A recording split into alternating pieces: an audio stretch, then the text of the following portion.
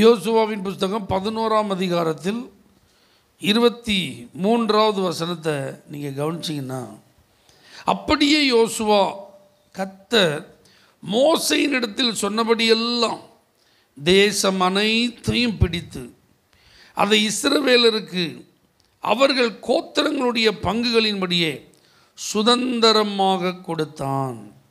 யுத்தம் ஓய்ந்ததினால் தேசம் அமைதலாயிருந்தது. அல்லேலூயா. கொடுக்கப்பட்ட வேலையை சிறப்பாய் செய்து முடித்த ஜாஷுவா. ஆமென். கொடுத்த வேலையை அப்படியே என்ன செஞ்சான்? நிறைவேற்றினான். ஐயோ, என்னால் இதை செய்யவே முடியல அப்படிங்கிற ஒரு நிலைமை யோசுவாவுக்கு என்ன செய்யலை, வரலை. பைபிள் சொல்லுது, தேசம் என்ன செஞ்சுதான்? யுத்தம் ஓய்ந்ததினால் அமைதலாக இருந்தது. அப்போ இதுதான் ஒரு ஆசீர்வாதம். தம்முடைய ஜனங்கள் சமாதான தாபரங்களில் என்ன செய்வாங்க? குடியிருப்பார்கள். உன் அலங்கத்துக்குள்ளே எப்பவும் என்ன இருக்கும்? சமாதானம். கர்த்தர் தமது ஜனத்திற்கு சமாதானம் அருளி அப்படிலாம் இருக்குது. ஏன்னா நம்முடைய தேவன் சமாதானத்துக்கு எப்படி இருக்கிறார்? காரணமாக இருக்கிறார். ஆனால் சத்துருக்கள் எப்பொழுதுமே நம்முடைய சமாதானத்துக்கு எதிராகவே செயல்படுகிறவர்.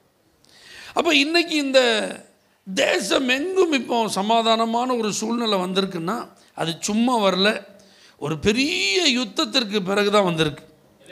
நீங்கள் அந்த 11ஆம் அதிகாரத்தை வாசிச்சிங்கன்னா அதில் 18வது வசனம் இருக்குது. யோசுவா நெடுநாளாய் அந்த ராஜாக்கள் எல்லாரோடும் யுத்தம் பண்ணினான். அப்போ ஒரு பெரிய விலைக்கிரயம் அங்கே கொடுக்கப்பட்டிருக்கிறது. மிக கடும் பிரயாசம் அங்கே எடுக்கப்பட்டிருக்கிறது. அவன் யுத்தம் பண்ணுவது என்பது அவ்வளவு எளிதான காரியம் அல்ல. இந்த அதிகாரம் ஃபுல்லாக பார்த்தீங்கன்னா நிறைய ராஜாக்களோடு அவன் யுத்தம் பண்ணின அந்த பட்டியல் அதில் கொடுக்கப்பட்டிருக்கிறது.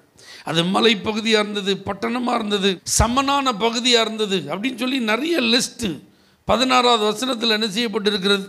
எல்லா இடத்துக்கும் யோசுவா போய் அங்கே இருக்கிற ராஜாக்களை எல்லாம் சங்கரித்து அந்த பட்டணங்களையெல்லாம் அவன் என்ன செஞ்சான்? தன் வசமாக்கி கொண்டான்.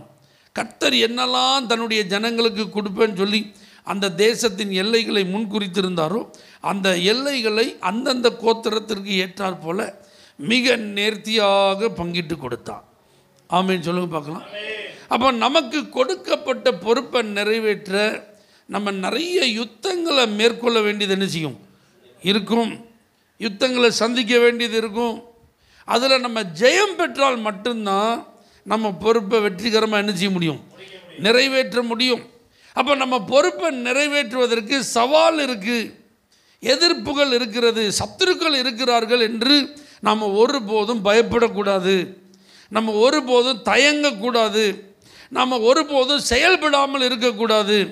அந்த குரூப்லாம் வர்றாங்க அப்படின்னு உடனே இந்த 11ஆம் அதிகாரத்தில் 6ஆம் வசனத்தில் கர்த்தர் யோசுவாவை நோக்கி அவர்களுக்கு பயப்படாயாக. அல்லேலூயா. அப்போ உங்களுக்கு கர்த்தர் கொடுத்த பொறுப்பை நீங்கள் நிறைவேற்றி முடிக்க உங்கள் கூட யார் இருக்கா? கர்த்தர் இருக்கிறார். அவருடைய வார்த்தை இருக்கிறது. அந்த வார்த்தை தான் சொல்லுது, ஜாஷுவா டோன்ட் பி அஃப்ரைட், நீ ஒன்றும் பயப்படாதப்பா, நாளைக்கு இந்நேரம் அவங்க அத்தனை பேரையும் உன் கையில் நான் என்ன செஞ்சிருவேன்? ஒப்பு கொடுப்பேன்.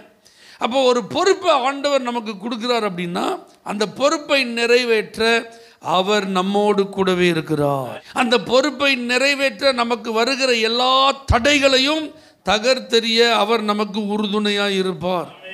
பாருங்க, யுத்தம் கொஞ்ச நாள் இல்லை, நெடுநாளாய் நடந்ததுன்றது. அப்போ நீங்கள் தொடர்ச்சியாக யுத்தமாக இருந்தால் எப்படி இருக்கும்? மனசு சலிச்சு போகுமா? அப்படி தானே? என்னடா இது வாழ்க்கை, அப்படி இருக்குமா? இருக்காதா? இருக்க தான் செய்யும். ஆனால் யோசுவா ஜலித்து போகல பாருங்க, நெடுநாளா. ஏன்னா அதான் அவனுடைய பொறுப்பு.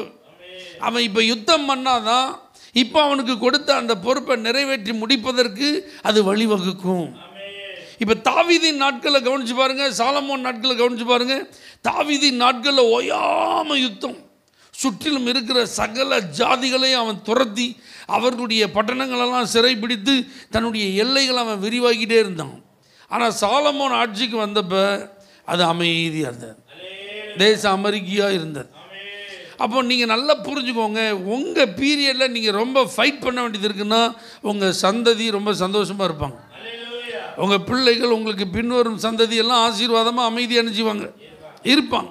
அப்போ முதல் தலைமுறையில் நீங்கள் கொஞ்சம் என்ன செய்ய வேண்டியது இருக்கும்? சத்துருக்களை எதிர்த்து யுத்தம் பண்ணி அவனுடைய ஆதிக்கத்தில் இருக்கிற சகல நன்மைகளையும் சுதந்திரங்களையும் நீங்கள் பெற்றுக்கொள்ள கொஞ்சம் போராட வேண்டியது இருக்கும். அப்படி போராட கர்த்தர் உங்களோடு கூட இருந்து உங்களை பலப்படுத்துவார். சத்துரு கையில் ஒரு நாள் அவர் நம்மை ஒப்பு கொடுக்க மாட்டார். சத்துரு நம்மளை மேற்கொள்ள அவர் விடவே மாட்டார். சத்துரு நம்ம மேலே ஜெயம் பெற ஆண்டவர் அனுமதிக்கவே மாட்டார். அப்போது நாம் கொடுத்த பொறுப்பை வெற்றிகரமாக நிறைவேற்றணும். நம்ம எதிர்த்து வருகிற அந்த பலம் வாய்ந்த சத்துருக்களெல்லாம் சிதறடித்து அவர்களை மேற்கொண்டு இந்த வெற்றியை நம்ம சுதந்திரிக்கணும். அப்படின்னா அதுக்கு என்ன செய்யணும்?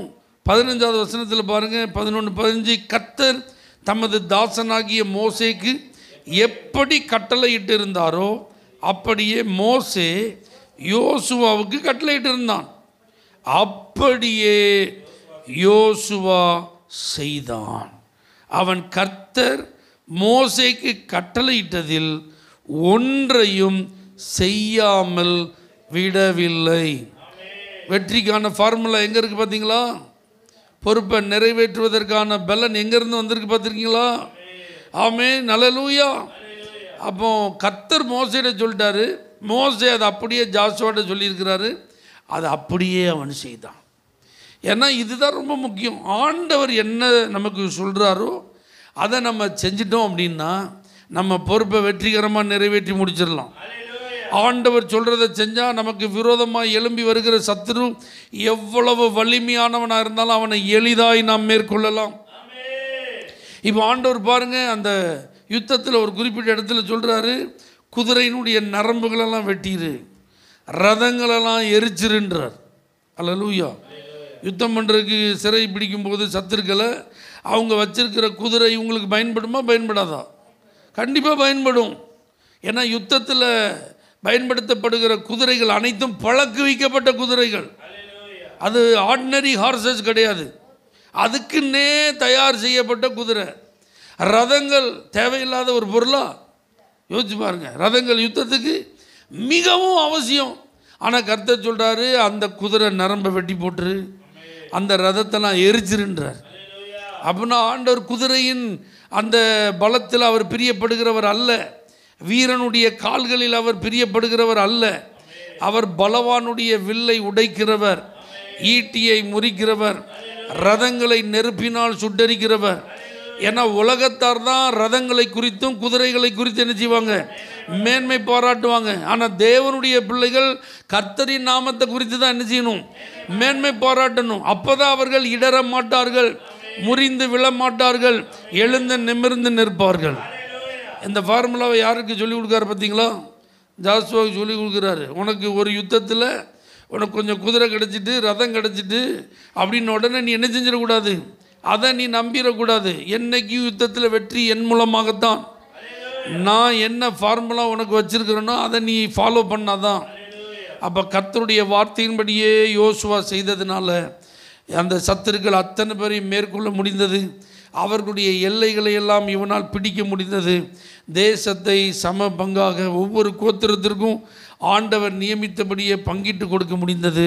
அந்த யுத்தத்தினால் ஏற்பட்ட அந்த கொந்தளிப்புகள் எப்படி இருக்கும்? யுத்தம் நடந்தாலே பயங்கர அமளியாக தானே இருக்கும், கலவரமாக தானே இருக்கும். அந்த சூழ்நிலைகளெல்லாம் மறைந்து ஒரு நல்ல அமைதல் உள்ள ஒரு ஜீவனம் பண்ணுவதற்கான வாய்ப்பை இந்த ஜோஷுவா ஏற்படுத்தி கொடுத்தான். அப்போ உங்களை ஆண்டவர் நீங்கள் ஏதோ வெற்றி பெறுவதற்கு மாத்திரமல்ல, நீங்கள் பெறுகிற வெற்றி அநேகருக்கு ஆசீர்வாதம். நீங்கள் ஆண்டவருக்காக எழுந்து செயல்படுவது நிறைய பேர் சமாதானத்தோடு வாழ்வதற்கு. அப்படி தான் கர்த்தர் உங்களை பயன்படுத்த விரும்புகிறார். கர்த்தருடைய வார்த்தையின்படி செய்த யோசுவாவை போல நாமும் கர்த்தருடைய வார்த்தையின்படி செய்வோம். யுத்தங்களிலே வெற்றி பெறலாம், கொடுத்த பொறுப்புகளை நிறைவேற்றலாம், அமைதலுக்கு காரணமாக இருக்கலாம். கண்களை மூடி நாம் ஜெபிப்போம். பரிசுத்த பிதாவே, சர்வ வல்லமையுள்ள ஆண்டவரே, எங்களுக்கு கொடுத்த பொறுப்புகளை நாங்கள் வெற்றிகரமாய் நிறைவேற்றி முடிக்க எங்களுக்கு நீ கிருபை தார். இயேசுவின் நாமத்தில் பிதாவே, ஆமென். For prayer contact, Pastor J. J. Kumar, El Shaddai Ministries, 9500252586, Surandai.